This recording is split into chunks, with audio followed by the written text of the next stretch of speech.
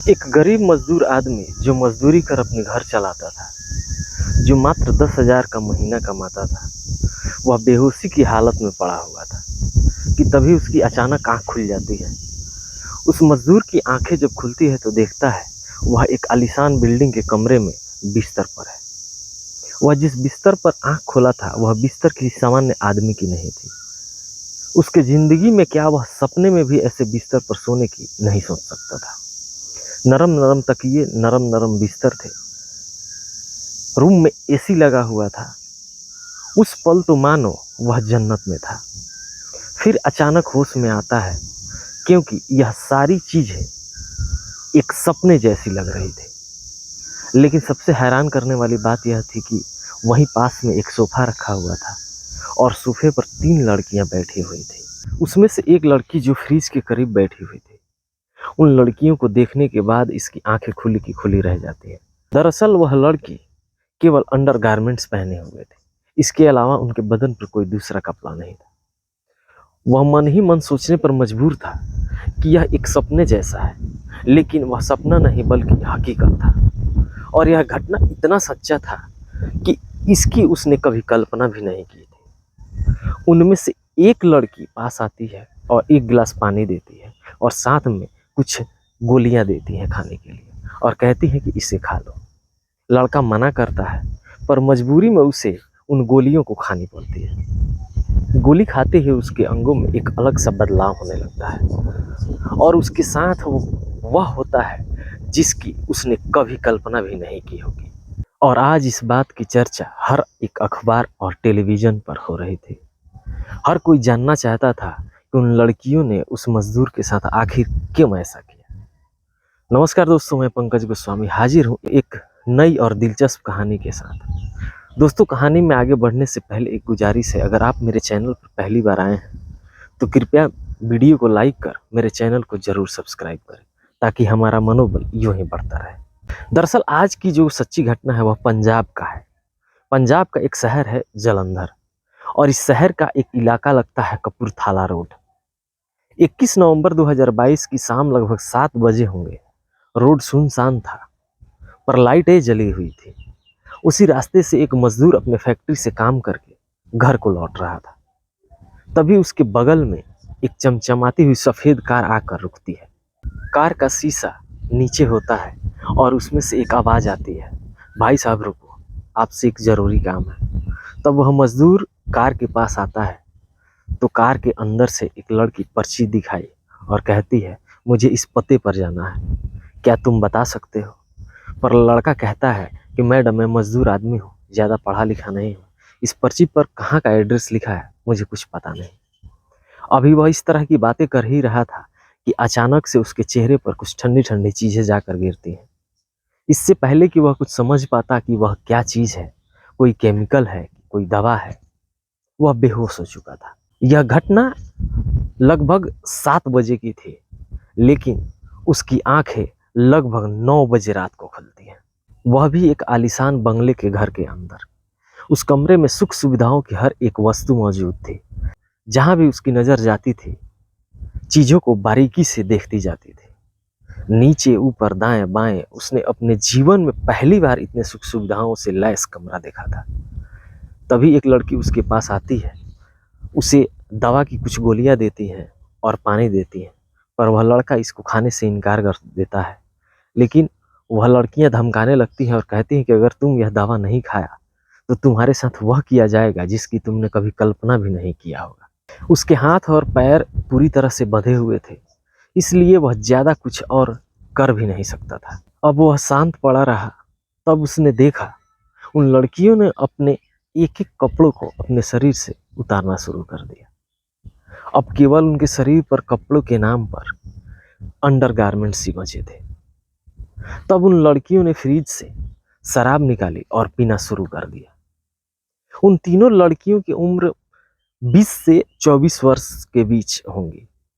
तीनों लड़कियां कभी अंग्रेजी तो कभी पंजाबी में आपस में बातचीत कर रहे थे। वह लड़का यह सब समझ नहीं पा रहा था कि आपस में वह क्या बातें कर रही हैं और उसके साथ क्या होने वाला है। जब उस मजदूर को उन लोगों ने गोलियां खिलाई तो उसके शरीर में एक अलग तरह का बदलाव और तनाव होने लगा था। तभी उन लड़कियों ने उस लड़के को अलग अलग अपने अपने तरीके से छूने लगे। उसके बदन की जो खुशबू थी वो लेने लगी। वो सारी लड़कियां नशे में धुत थी, क्योंकि शराब पी रखी थी। कभी कोई उसके पीठ को सहलाता तो कभी कोई उसके गाल को, और यह सब उस लड़के को बिल्कुल पसंद नहीं था।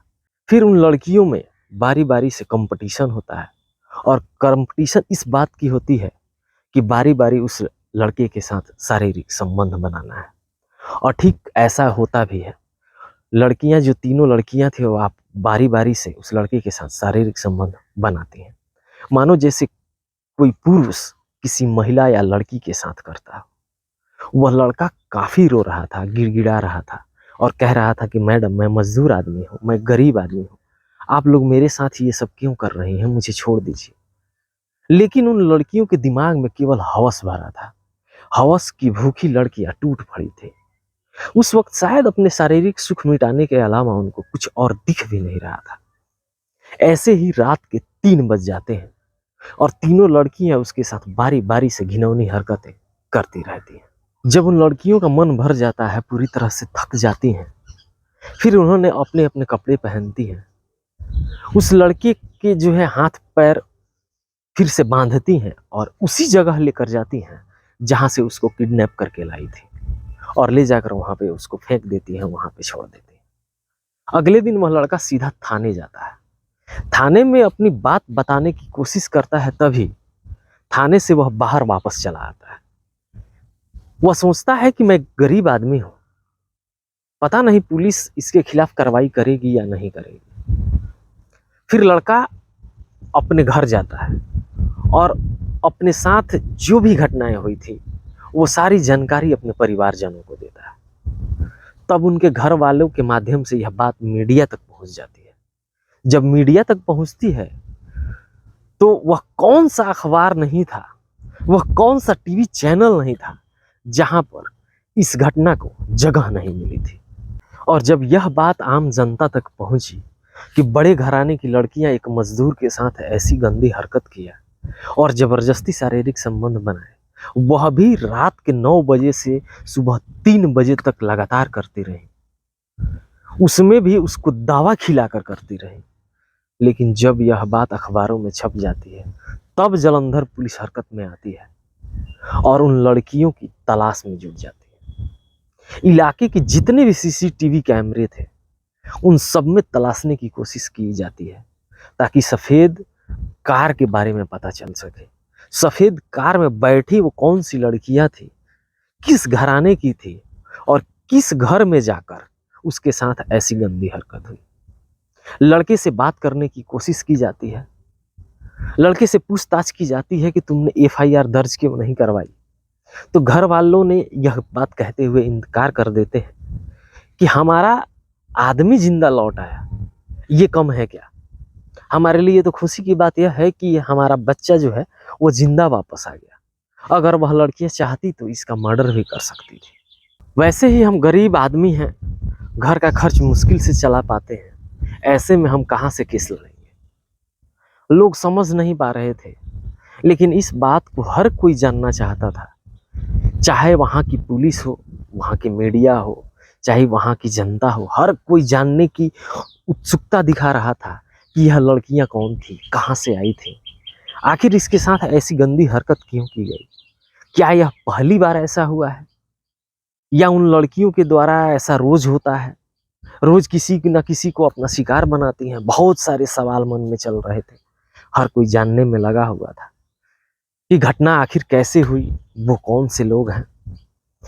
सभी हैरान हो रहे थे और चटकारे भी ले रहे थे, मजे भी ले रहे थे। एक तरफ लड़कियों के साथ गंदा काम हो रहा है, शारीरिक संबंध बनाए जा रहे हैं, यौन संबंध स्थापित किए जा रहे हैं, वो भी जोर जबरदस्ती।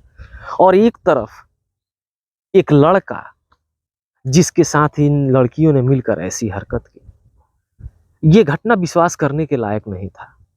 ये घटना कितना सच था, कितना झूठ, वहां की पुलिस, पंजाब की पुलिस, जालंधर की पुलिस यह जांच करने में जुटी हुई थी। और जालंधर की पुलिस और पंजाब की पुलिस का कहना था कि जल्द से जल्द इस राज से पर्दा हटेगा। दोस्तों, इस कहानी को सुनाने का मकसद किसी के दिल को ठेस या किसी का अपमान करना नहीं, बल्कि आपको सजग और सचेत करना है। अपना ख्याल रखें, साथ में अपनों का ख्याल रखें और देखते रहें GGN सच। धन्यवाद। मिलते हैं किसी और कहानी में एक अलग वीडियो में।